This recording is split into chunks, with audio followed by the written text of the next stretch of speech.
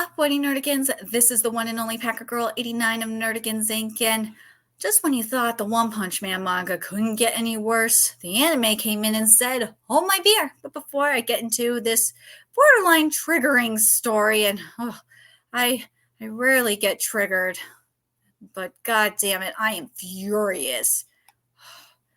We are at war with YouTube's algorithm, and it is slowly but surely killing my channel. And in order to defeat this algorithmic beast, we need you to please hit that like, share, and subscribe buttons. And because, of course, this channel, let alone this video, are not sponsored, if you love what we're doing and want to help keep me, my adorable Will Bubba Kitty, who's off causing chaos somewhere, and this operation literally alive and kicking, so we could keep bringing you more anime and manga content, whether it be for live reactions, like for One Punch Man, or news analysis, and probably a rant like this video. Feel free to hit up our Cash App and PayPal. Links are in the description box below, as well as the link to the tweet we will be covering up in here. So, all right, for those of you that are new to my channel, I have been covering the One Punch Man manga since 2016, the One Punch Man webcomic since 2019, and briefly covered One Punch Man's season 2 of the anime. Yeah, I rage quit halfway through. I couldn't take it no more. I stayed a little bit because the writing was okay. It was adapting the manga's writing okay, but then I couldn't do it no more. Nah. Now, if you aren't caught up with the webcomic or the manga, you're about to be spoiled, and you have to deal with it. So, for those of you that don't know right now, the webcomic readers are winning. We are currently winning because the webcomic has come back from a very long hiatus, and it is so good. The art has gotten better. The writing is just amazing. And if you have not read the webcomic, why? You should. It is beautiful. It is amazing. It is life. The manga, on the other hand, as of late, I am freaking furious with the manga right now. And that is because because Murata, for some reason, is decided to not put the manga on hiatus so we could focus on his anime, which, why not do that? Why did you have to to bastardize my favorite arc of the webcomic, known as the Flashy Flash Speed of Sound Sonic arc, which I have been waiting to see adapted for, like 5 years? I'm so mad! Again, go read the webcomic. Seriously, go read it. You will understand why I am pissed. I was already pissed on how the arc ended was so infuriating. Because that arc is practically perfect. It is. But then fucking Saint Devil ruined the end. And I was hoping it was gonna be fixed. And now it's not. But then, as you know, we're dealing with that shit. Then we get the news about the anime. And for the longest time, which I really don't understand why motherfuckers think MAPPA is like the only studio. No, you motherfuckers that are obsessed with MAPPA are dumb. Seriously, really dumb. I'm not sorry for saying that, because for one thing, I have covered multiple MAPPA anime. I covered Kakiguri for one thing, and I went to a MAPPA industry panel in 2018. My first convention ever, actually, or not. Was it my first convention ever, or did I go to E3 first? No, I went to E3 first, then I went to Crunchyroll Expo. And well, I learned why they ruined Kakiguri's final episode, and I was not happy about it.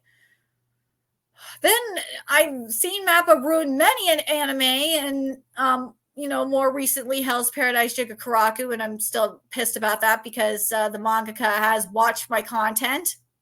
And yeah, I really, yeah, I covered the manga from chapter 17 to the end.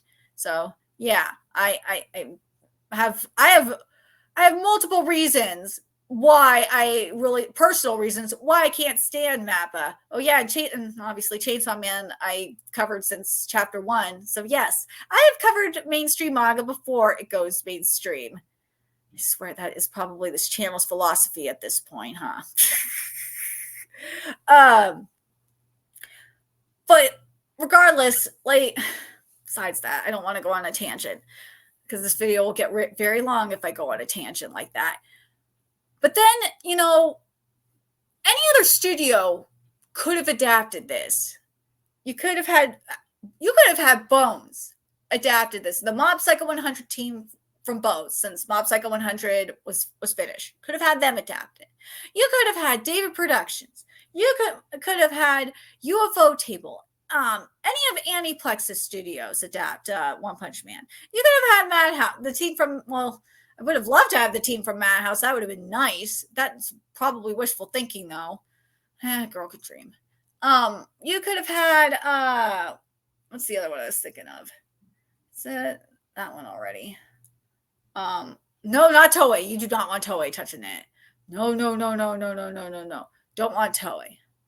You could have had Production IG do it. You could have had Wit do it. You could have had almost any other studio do it. But out of all the studios to get announced this morning to adapt season 3 of One Punch Man, it's JC Staff. Why? Why JC Staff? Why? Shueisha, why would you allow this to happen? Seriously, Shueisha, why? One Punch Man manga editor, why would you allow this? One, Murata, why would you allow this to happen? Anime committee, production committee, why would you do this? Why, of all the studios to do this, when you know the fans hated season 2, hated it, why would you do this? I'm glad it wasn't. I'm glad it wasn't Mappa though. I know it's bad. No, I know I'm gonna get shit in my comment section for it. But you Mappa bros are delusional as fuck. But seriously, Mappa bros are delusional as fuck, especially since the Mappa CEO was saying they want to globalize anime, and no, that's not cool. I don't want that shit. No. Aniplex may have its problems, but I'd rather have them, any of their studios, including like Cloverworks and stuff, touch it than the Mappa. But anyways, but we'll get to that trailer in a second. I'm not going to get a copyright strike, so I'm not going to show the trailer on here. I don't care if I get people chewing me out. You're lucky that I'm showing the poster and stuff like that. You're lucky you're getting that out of me. But anyways, so we get this announcement here, and we find out that the same team, or at least part of the same team, is coming back. We haven't gotten the reveal of the director or the art director here, which really worries me. But so far, we know that the writer Tomohiro Suzuki, who worked on Susuno Freiren, is coming back. Which, to me, you know what that says? It says that it's going to be, the director is going to determine how this is going to go down. But there's other parts to this too, actually. And then we got the character designers coming back, Chikashi Kubota, Shinjiro Kuroda, and Ryusuke Shirakawa, and of course, JC Staff, who likes to bastardize a lot of mangaka's art. They do. We've seen it. I'm really not happy about this. I am very much not. I am not happy. But here's my thing, okay? Like,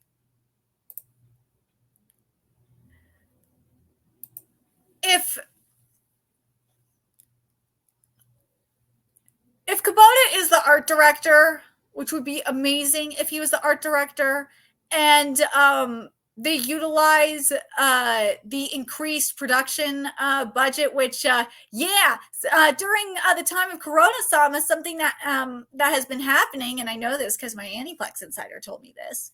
That anime studios have been doing is they have increased production budgets. Now, what studios like Mappa do with them is they spend the majority of their production costs or take advantage of those to buy talent, on the actual production team. Well, obviously they didn't do that for Hell's Paradise Jiga Karaku, though, which again shows you how much they cared about it. Ugh. That pisses me off for many reasons. One of them being that that Kaku actually has watched my live reactions, my Hell's Paradise Jiga Karaku content, and my Ayashimon content. So yeah, and I talk to Kaku on a regular basis. So it really irritates me that this is that happened in particular. But anyways, I'm trying not to go on a tangent here.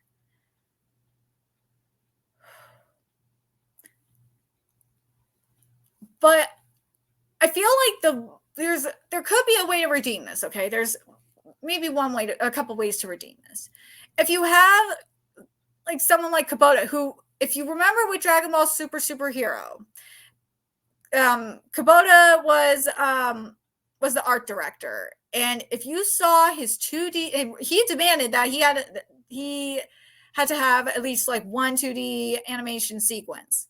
That's what he said. I think it was a panel or an interview. He had to have one of them. And the 2D animation was beautiful. Give him a big budget, make him the art director, and have this be in the majority of it be in 2D, which is actually based on what he said. Was it the producer that said it? Yeah, it was the I can't remember off the top of my head who it was. God damn it! But I remember the production team said for Dragon Ball Superhero that it would have been cheaper to animate in 2D than in CGI. Just animate in 2D. You can maybe get away with hybrid. You maybe could, as long as it's not all CGI, unless you're like Studio Orange and do what Studio Orange did for, like, say, Hoseki no Kuni, and do rotoscope and do like a mixture of hand drawn and CGI. Then you can maybe get away with it. But I also want to point out, because people give me shit for saying about like CGI and stuff like that and how I'm being stingy. Motherfucker, guess what? Hoseki no Kuni was Studio Orange's first anime, and that was back in 2017. If they can do it, if they can do a CGI 2D hybrid and do a beautiful job with it to boot, and do a beautiful adaptation of an anime adaptation, not just that, a practically perfect anime adaptation, there's no reason why these studios can't do it either. None. Especially when, they're getting an increased budget. And a lot of it, actually, now I remember, now I think about it, is going towards Blu-rays, I believe. Yeah. This actually looks good, though. The teaser visual looks good. But they're going to be doing that every month. So this is from Kuroda.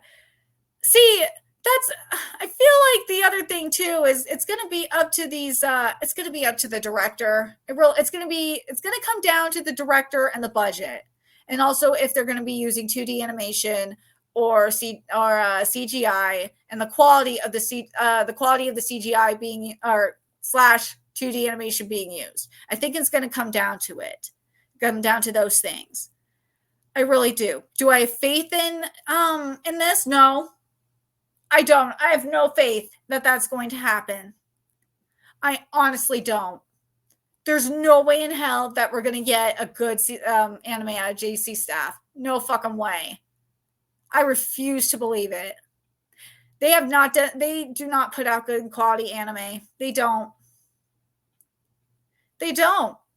And because people have been talking about the trailer and like putting out how the trailer looks good. Guess what? People said the same thing about Hell's Paradise Jikakuraku, and you know what? If you look at the end of the credits for the final trailer of Hell's Paradise Jikakuraku, and it's actually a common practice that these studios do, is they use a different animation team for the trailer than they do for the actual anime.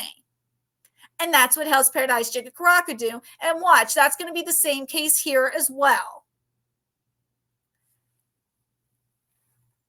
Watch, it will be the same freaking thing. They're not going to give you they are going to deceive the hell out of you, because these studios are complete assholes, or the majority of these studios are complete assholes. Studio Orange is actually cool. I will, and also the owner, one of the owners of Studio Orange, tweets with fans all the time.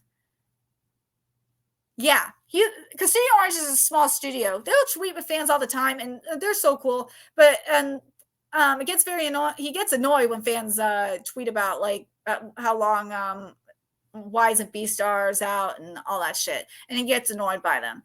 But yeah, these studios are a pain in the ass, I swear.